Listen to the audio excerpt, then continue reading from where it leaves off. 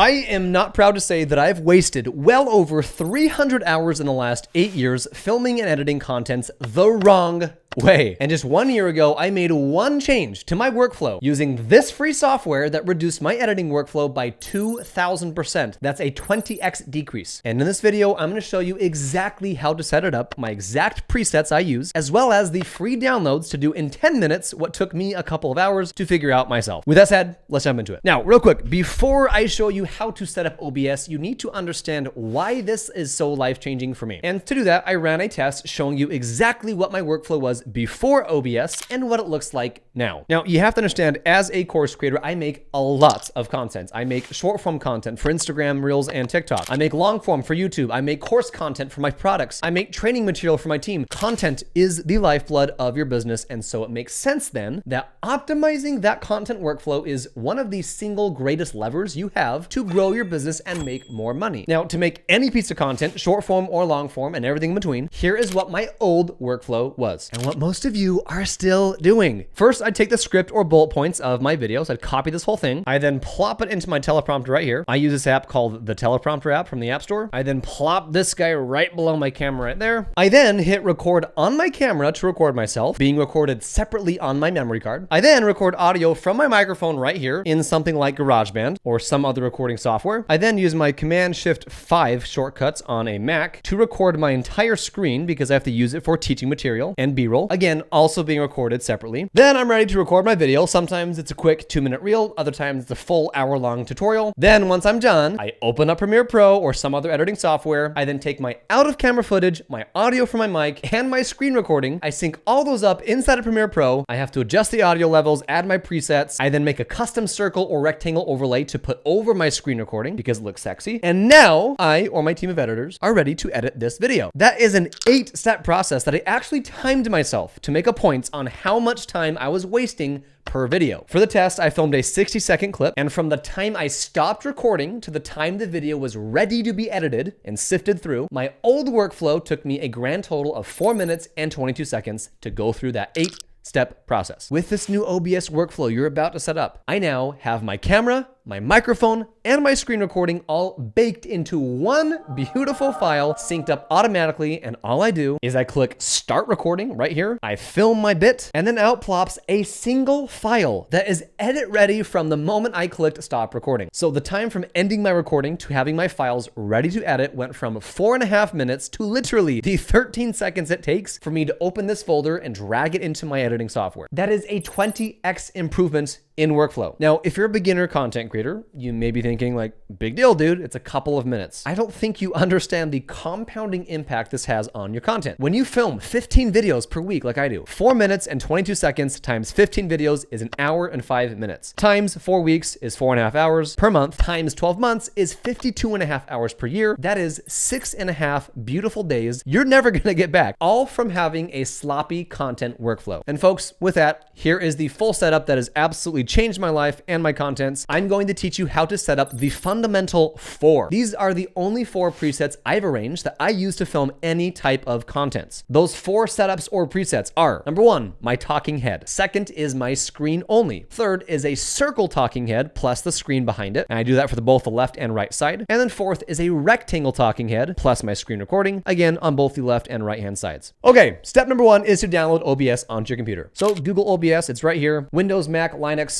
Download it, you got it. All right, once downloaded, on the top left here, click on OBS and go to Preferences. This is where you can customize everything to your liking. You will have to play around with the audio settings, your video settings, the resolution you want to film in. I'm not gonna go over every single nook and cranny of what to set up here. There are plenty of tutorials on YouTube to do that. It would make this tutorial really long. Most of it's pretty straightforward. The hard stuff is what I'm gonna show you how to set up, which is getting all these different presets dialed in. One thing that is important to cover in this video is click on Output right here. These are the settings I'm using for my screen recording. Pause the video and copy them if you'd like. But then inside of recording, this is where you have to actually tell OBS where you want it to store the video file once you click on stop recording right here. I just have one folder on the top right called OBS exports. And every time I click on stop recording, that one beautiful file pops up here and I'm ready to rock. And again, you can copy my settings here if you'd like. All right, once done, let's get into the hard but fun stuff, which is setting up your scenes or those presets that I talked about. Starting with scene number 1 is the talking head only. Your talking head is what's coming out of camera plus the audio that you have set up. And inside of OBS, you come here under scenes and click on the the plus icon and give it a name. I call this one talking head only. Now, I personally purchased this Elgato Camlink 4K for $100 on Amazon.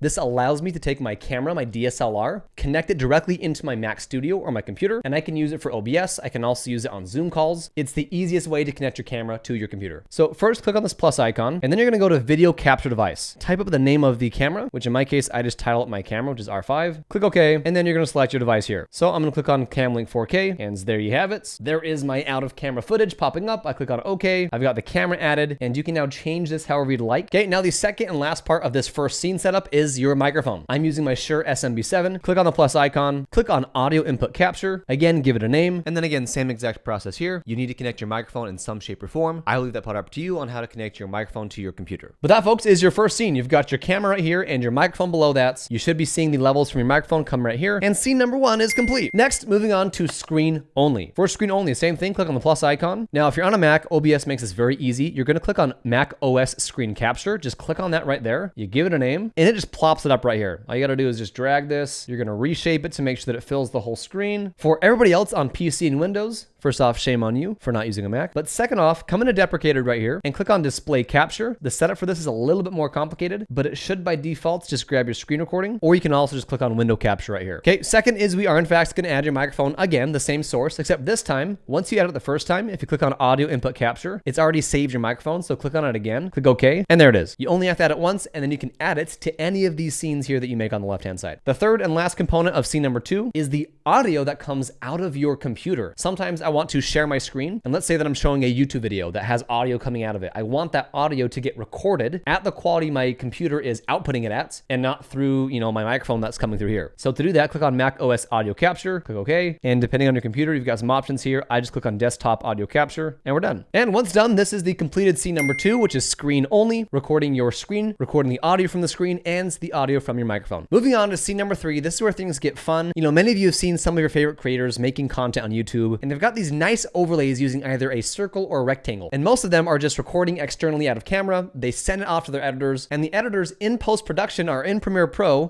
cutting out a rectangle from the talking head, putting it over the screen recording. And sometimes maybe you want that flexibility. But I have found in my years of filming content, I'm actually okay to bake it into the video. So setup number 3 is the left and right hand circles that pop up on the screen right here. And yes, the caveat here is that this circle is going to be baked onto the video. So you kind of have to get used to filming with this. Sometimes I forget and I start recording a piece of content. And because my content is very click by click, sometimes I'll say, oh yeah, so come over here, click on this bottom part of the screen, and my bubble on the right hand side is covering it. So it takes a little bit of practice there, but I really prefer baking it into my video. It saves my editors a ton of time, or yourself if you're the one editing your own videos, and it's far preferred. So scenes number 3 and 4 are a little more complex. These 3 elements, your microphone, your screen recording, and your screen audio, are all the same from your screen recording scene. But here is how to set up this beautiful little circle on the left-hand side here. So first and foremost, below this video in the description, I've included a link to download 2 presets. One is for the circle layouts, and the second is for the rectangle layout. Download both of those, and once you have them, put them in a folder that is not going to change. If you change where these are stored, your OBS is going to break, and it's not going to show these shapes anymore. But starting with these circle scenes, you're going to download the circle shadow PNG here, and the webcam circle. The shadow is optional, I just like how it looks. But once you have that downloaded, come back in OBS, and you are going to add source, come into video capture device. And for this, you can't actually use your existing camera you already connected. You have to add a new scene. I just call this one circle. Click OK. You're going to add your device, which again for me is my R5. Click on OK. Okay, next you're going to right click the camera,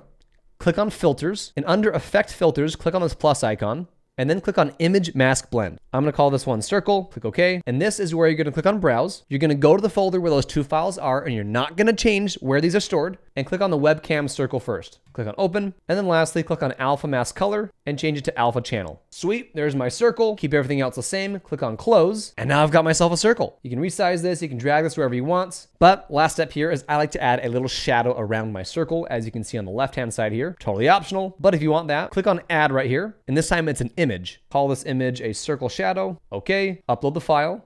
Again, this file has to stay in the same spot. Upload the circle shadow, click OK, and then you're just gonna resize this to make it the exact same size as your circle. But to make the camera come over the top of the shadow itself, you have to take the camera here, drag it and put it above the circle shadow, and there you can see it. Now I chose to have a little white outline around my circle. You can choose what you like to do there, but many of you are gonna wanna cover that up. So all you can see here is just the shadow and no white outline like you're seeing here. Once that's done, we're just gonna group those two together. So click on these two files, right click, come up to group selected items, give it a name, and now you can drag this freely, resize it how you'd like, and those are now interlinked. So again, I like to have both a left-hand side and a right-hand side. I like to switch between these angles as I need. So once you have the left-hand side set up, just click on another scene right here. I title this screen recording plus right circle. Follow that same exact process, only this time put it on the right-hand side, and there you've got scene number 3. And with that, we got the fourth and final scene, which is this beautiful and sexy rectangle angle. And again, I like this on both the left and right-hand sides. For this scene, again, same process here. We're gonna add the scene, give it a name. I call mine screen recording plus left rectangle. All the settings are the same, except for this time, again, when you go in here, you're gonna add your video capture device, call this one rectangle, click OK, add your device, click OK again, right click on the camera, click on filters, add effects, click on image mask blend, I call this one rectangle, and this is where you're gonna grab the other files that I give you here. I give you two, a rectangle drop shadow and a rectangle PNG. First, open up the rectangle PNG here. Again, make sure that it's alpha channel, and there you've got your rectangle. Click on close.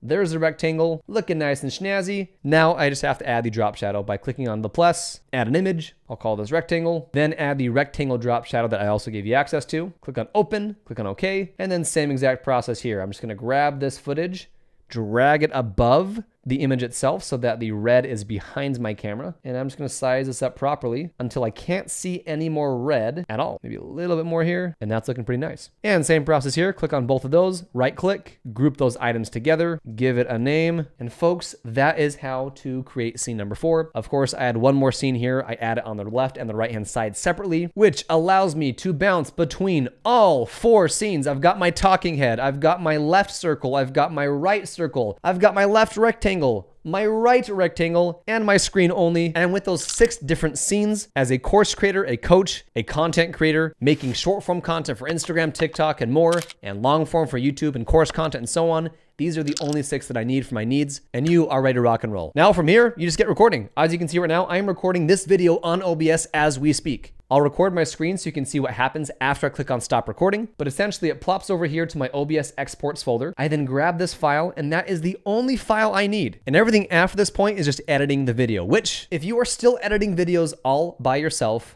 boy, do I have news for you. It is by far the #1 bottleneck in a course creator's life, or really any online entrepreneur. I was editing my own videos for years. I had no idea what I was missing out on. And so I actually trained over 25 video editors. I sent them through our online course, Time Filmmaker, which we built, as well as a whole bunch of internal trainings to train them on exactly how to edit to my style, just like this video you're watching right now. And I created ContentBug. And what this allows me to do is we actually give you a Google Drive. I give this project a name here. I take that single OBS file, I drag it into my Google Drive or my Dropbox. I copy the link to this folder. I come into ContentBug. This is what your project portal looks like if you want to join. I come to new projects. I paste that project file there. I give some additional notes if I want to, and I click submit. And that is it. My hands are clean. I don't have to go into Premiere Pro one time. I don't have to sync my files. My editors are gonna have this long form video here done in about 1 or 2 days. And that, folks, is how I have 20x'd my output for content. And if you wanna join ContentBug, click the link in the description. You can get a free trial. And by that, I mean get your first video for free. If you just want to get a single video back and kind of see how it's like to communicate with editors, get a feel for our quality and turnaround time, you can. If not, I highly recommend that you go and hire a video editor on your own. This is just by far the most cost-effective way to do it, as I have now hired and trained well over 100 different video editors from around the world. If you'd like to use my system and not have to worry about managing and paying and training your video editors, just join ContentBug. But folks, that's it. Hope you enjoyed. Go wild with OBS. Have fun saving time, and I'll see you guys in the next one.